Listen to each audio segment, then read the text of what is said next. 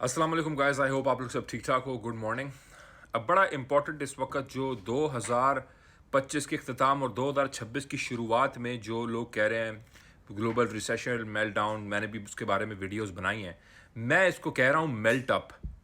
हम लोग एक मेल्ट अप सिनेरियो के अंदर जा रहे हैं इस वक्त, और वो क्या है, मैं आप लोगों को कुछ बहुत इंपॉर्टेंट रिसर्च बेस्ड चीज़ें शेयर करने चाह रहा हूँ, रियलिटी शेयर करने चाह रहा हूँ।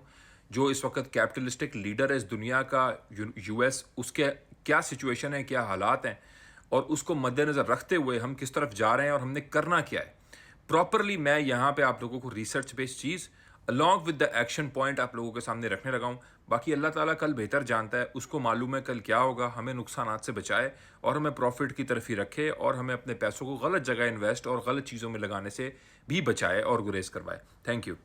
ये है इस वक्त का हाल, जो टोटल पैसा छप रहा है दुनिया में उसका। यहां हम थे 2008 के फाइनेंशियल क्राइसिस में। आप देखिए स्टेडीली ये इंक्रीज कर रहा था, लेकिन जैसे ही हमारा ये लॉकडाउन वाला साल 2020 आया, उसके बाद आप देखें किस तरीके से मनी सप्लाई दुनिया में बढ़ी है, जिसकी वजह से 2021 2022 के शुरू के जो टॉप थे वो हम लोगों को मिले। और ये इसलिए उनको इतना पैसा छापना पड़ा क्योंकि 2020 में पूरी दुनिया एक बहुत ही अनप्लैंड रिसेशन में चली गई थी, एक बहुत ही बुरे सिचुएशन में चली गई थी, जहां बहुत बिजनेसेस बंद हो गए थे, लोगों की नौकरियां चली गई थी, और लोगों को फ्री पैसा बांटना पड़ा था ताकि वो लोग टीके लगाएं। ये सी चीज़ें भी हुई थी वेस्टर्न वर्ल्ड के अंदर, जिसकी वजह से उनको मनी सप्लाई बढ़ानी पड़ी थी, लोगों को जो है अनएम्प्लॉयमेंट बेनिफिट्स देने पड़े थे, मॉर्टगेजेस कम हो गई थी, इंटरेस्ट रेट्स कट हो गए थे, बहुत ज़्यादा पैसा छपा। लेकिन आज हम उसका खुमियाजा भुगतते जा रहे हैं, और वो मैं आप लोगों को दिखाता हूँ क्या खुमियाजा ऑलरेडी हम भुगत चुके हैं। किस तरीके से इकोनॉमीज जो है दुनिया की, और ख़ासतौर पे यूएस, एक हाइपरटेंसिव क्राइसिस में है इस वक्त, फाइनेंशियल हाइपरटेंसिव क्राइसिस में। ये इस वक्त गैप है स्पेंडिंग और रेवेन्यू का यूएस के अंदर, और यही गैप आप लोगों के सामने देखें 2020 से कितना ज़्यादा ये गैप बढ़ चुका था, और इस वक्त हमारे पास ये गैप है कि स्पेंडिंग बहुत ज़्यादा है और रेवेन्यू इतना नहीं है। अगर आप देखें तो पिछले साल से तकरीबन 6.3 ट्रिलियन डॉलर यूएस स्पेंड कर चुका है। 6.3 ट्रिलियन डॉलर स्पेंड किया है, और अर्न कितना किया है? 4.3 ट्रिलियन डॉलर। आप गैप देखें, स्पेंडिंग वर्सेस अर्निंग का कितना बड़ा गैप है। और जो टोटल डेट है, मतलब वो आप देखो रिकॉर्ड हाई डेट है। 35 ट्रिलियन डॉलर से ज्यादा तो डेट है यार, 35 ट्रिलियन डॉलर।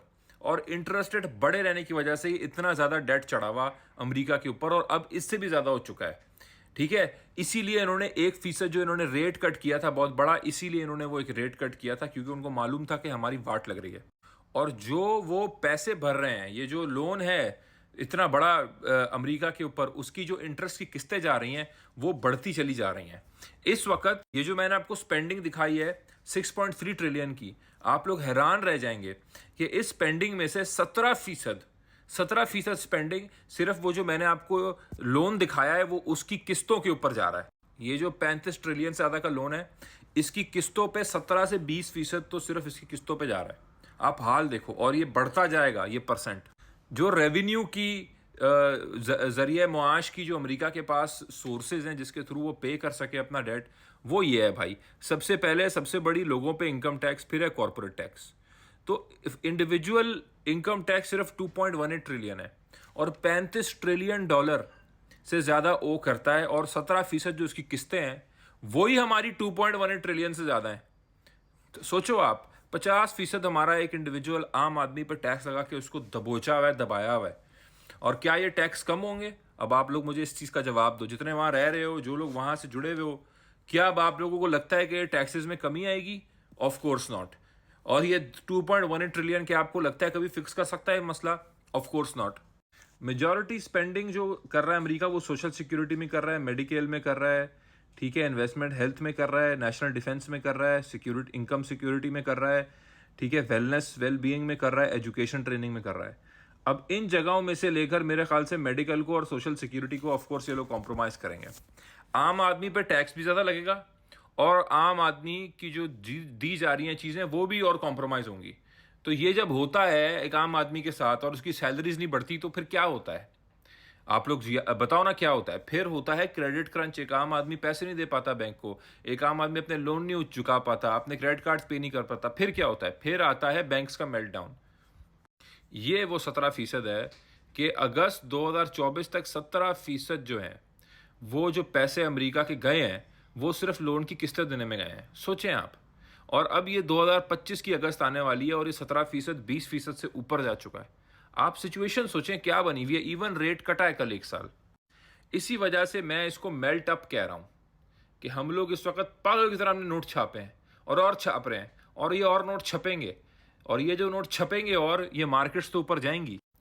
लेकिन अब ये सिचुएशन की वजह से जो हाथ से बाहर जा चुकी है, ना आप ज़्यादा टैक्स लगा के लोगों को इस सिचुएशन को रोक सकते हो, ना आप अपनी इनकम काट के अपने लोन्स को रोक सकते हो। और अगर आपने इंटरेस्ट रेट भी काटे तो आप कितने इंटरेस्ट रेट काट लोगे? अगर रेट कट भी अब हो जाता है तो 35 ट्रिलियन कहाँ यार, और 4-5 ट्रिलियन की आपकी इनकम, कितना फ़र्क है आप मुझे बताओ। ठीक है, कोई ऑलमोस्ट आपका जो है वो 5-6 टाइम्स आपका फ़र्क है in terms of your earnings and जो आप ओ करते हैं। और ये आप ओ किसको करते हैं? अपने बॉन्ड्स के बायर्स को, चाहे वो जापान हो, चाहे वो चाइना हो, चाहे वो इंस्टीट्यूशंस हो, बैंक्स हो, चाहे वो रिच फैमिलीज हो, इंडिविजुअल्स हो। जिन लोगों ने अमेरिका का बॉन्ड खरीदा हुआ है, ये लोन की मेजॉरिटी अमाउंट उन लोगों ने अमेरिका को दी हुई है और उनको वापस देनी है। प्लस फेडरल रिजर्व से भी लोन लिया हुआ है, प्लस कॉरपोरेशन से और बैंक से और इंस्टीट्यूशन से भी लोन लिया हुआ है, चाइना से, दूसरी इकोनॉमी से भी लोन लिया हुआ है। ये चाइना के खिलाफ तो अमेरिका बड़ा खड़ा होता है, लेकिन चाइना बॉन्ड बायर है अमेरिका का बहुत, चाइना की इन्वेस्टमेंट है अमेरिका में बहुत, कैपिटलिस्टिकली ये बहुत मिले हुए हैं और ये सांझे हैं और एक दूसरे के बगैर चल नहीं सकते। तो ये रियलिटीज़ हैं। लेकिन ये जो मेल्ट अप होने वाला है, ये मेल्ट अप के लिए अब आप बोलेंगे भाई वॉरेन बुफेट ने तो अपने आप को कैश में रखा हुआ है, उसने तो सब कैश में रखा हुआ है, वो पागल है।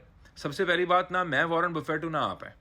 तो उसने कैश में रखा हुआ है अगर अपने आपको बिलियंस ऑफ डॉलर्स में, वो इसलिए रखा हुआ है क्योंकि जो ट्रिलियंस ऑफ डॉलर्स की कंपनीज हैं वो बिलियंस में खरीदेगा, जो बिलियंस की हैं वो मिलियंस में खरीदेगा, क्योंकि उसको पता है कि मेल्ट डाउन आने वाला है। हमें भी इसलिए अपने आप को, जो अब मार्केट्स की पंपिंग हमारे पास आने वाली है, यही वजह है मैं पिवट एग्जिट यूफोरिया की आपसे बात करता आ रहा हूँ। देखिए, वॉरेन बुफेट के पास वो पैसा है कि वो अभी से अपने आप को इस तरह रख सकता है कैश में। हमारे पास वो नहीं है कैपिटल। अपनी हम लोगों को हिसाब से देखना है कि हम लोगों ने कैसे अपने आप को चलाना है। उसके लिए ज़रूरी है कि जो अब हमारा, इसीलिए इस बड़े ग्लोबल मेल्ट अप से पहले हमें जो पिवट एग्जिट यूफोरिया मिलेगा, उसके अंदर, इसीलिए मैं उसको पिवट कह रहा हूँ, क्योंकि सारी चीज़ें पिवट हो जाएंगी। हमारी इकोनॉमी अपवर्ड रिसेशन में तब्दील हो जाएगी, बुल मार्केट बेयर मार्केट में तब्दील हो जाएगी, अपवर्ड साइकिल डाउनवर्ड साइकिल में तब्दील हो जाएगी, प्रॉफिट्स लॉसेस में तब्दील हो जाएंगे। साल, 1.5-2 साल की होल्डिंग करनी पड़ जा सकती है हम लोगों को। फिर 2008 में क्या हुआ था, 1982 में क्या हुआ था, 1999 में क्या हुआ था। इसलिए हम लोगों को इस वक्त इन चार्ट्स को देखना बहुत ज़्यादा ज़रूरी है और ये समझना ज़रूरी है कि economic situation when it comes to debt crisis बहुत बुरी है। रेट कटेंगे भी, लेकिन अब उससे भी ये मामला हल नहीं होगा। रेट काटना सिर्फ और सिर्फ डिले टैक्टिक है। मामला हाथ से बाहर जा चुका है और मैंने आपको इन नंबर्स दिखाया है कि मामला कहाँ जा चुका है।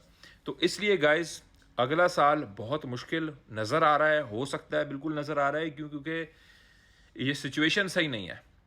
मज़ीद इस पे मुझे पता चलेगा, मैं आप लोगों को शेयर करूँगा। थैंक यू सो मच, जज़ाकल्लाह।